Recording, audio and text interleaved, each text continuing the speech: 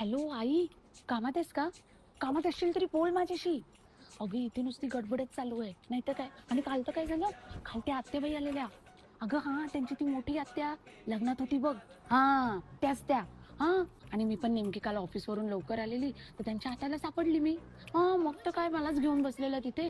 आणि बोलता बोलता काय माहिती अचानक त्यांना कुठून सुचलं.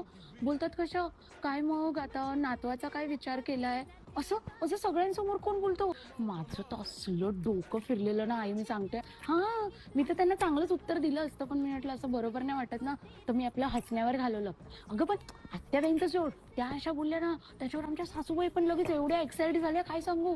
हां, अगं माझी तिकडे पंचायत झाली. तर मी काय केलं मग, मी हसत-हसत त्याची बेडरूममध्येच निघून गेले. लग्न होऊन 1 महिना तरी झालाय का आमचा? आमचा आम्हाला असा वेळ नको का? आणि आम्ही डिसिजन घेऊ ना, आम्हाला कधी आई-बाबा व्हायचंय. हे लोकं काय सांगतायत? मला हे उगाचचं प्रेशरच नकोय आई. नाही, नाही, मी काल काही नाही बोलली. मी आता हे आल्यावर चांगलं बोलतेच त्यांच्याशी. मग तेच त्यांच्या आईशी बोलतील जे काय ते. नाहीतर काय त्या आत्याबाईंना काय गरज होती उगाच काहीतरी येऊन त्यांच्या डोक्यात घालायची. नाही, अगं मी कशाला वाद घालू? मी कधी वाद घालते का? चल, चल, ते आल्या वाटतं. हां, सासूबाई.